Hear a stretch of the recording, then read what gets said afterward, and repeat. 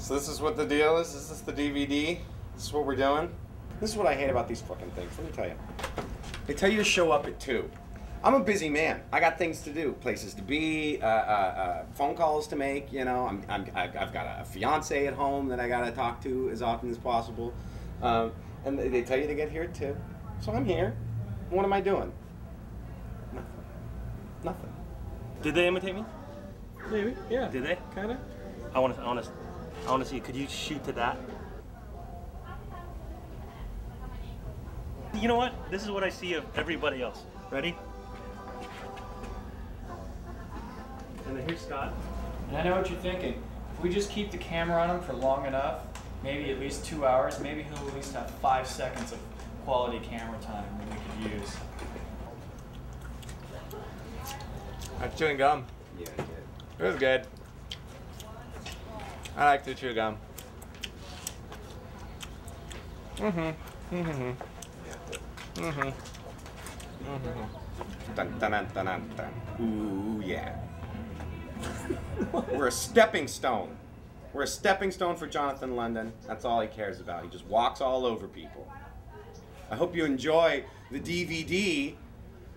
You know, as he's sitting there counting money, and I'm sitting, you know, counting pennies.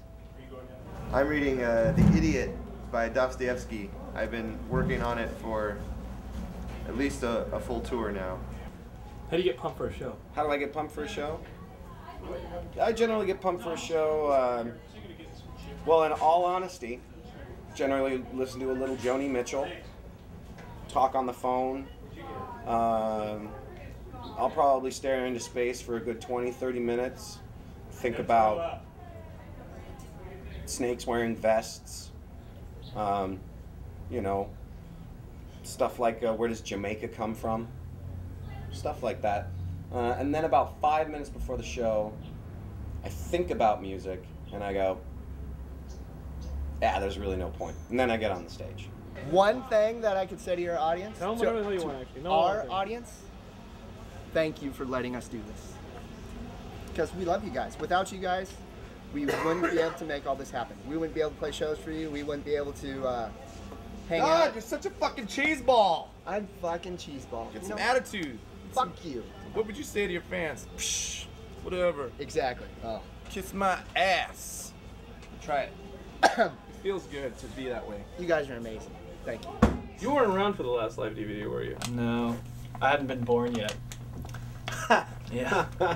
He's yeah, serious. What was the most embarrassing thing about being in this band sometimes? What was the most embarrassing moment? The name. Really? Yeah. Where did you guys get the name? It was hey, this is good for now. We'll think of something cooler later. And it just never happened. Couldn't think of anything. Who thought of it? I did. We were gonna name the band the Fisher King after that movie because I love that movie, and then we made a tape and it called it just like on a ghetto blaster before they had all that amazing computer stuff, and called it Fisher King Real Big Fish. And Aaron said, "Ooh, I like Real Big Fish." So I said, "Oh boy, we'll change the A to E." Oh boy, we'll think of something better later. Never. The thing about our fans is they're a little more loyal. Our fans are definitely more loyal. They care about us as people and artists and sex symbols. We were in Atlanta, and this kid, I'm sorry, you got the drool off.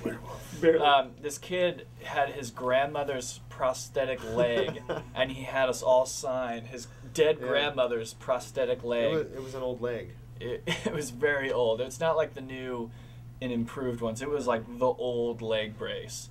That was pretty weird. That was an interesting fan interaction moment. It smelled fine. Matt is a fantastic chef, in case none of you know. I do like to cook. He does. He is absolutely amazing. Yeah.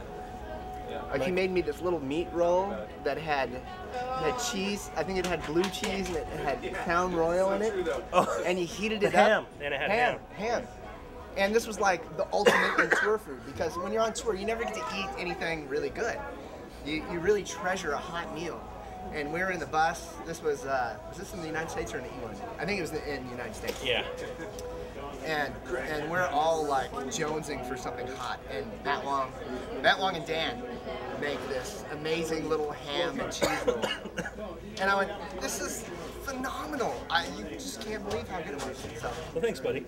I appreciate it. It's hard to be fat and hungry and cold on a tour bus, so you have to make do with what you got. Yeah.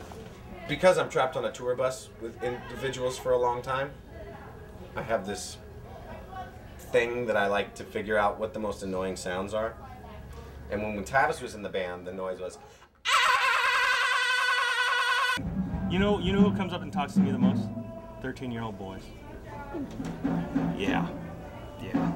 I don't think there will ever be an after Real Big Fish. We're like the cancer of the music world. There's no cure for us. We're gonna take it, we're gonna kill it. And that's about it. We are the end-all be-all of music, art, and everything that everyone else holds dear.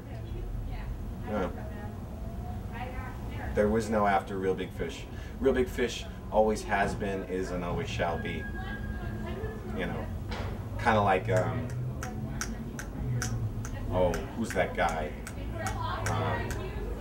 Tony Bennett.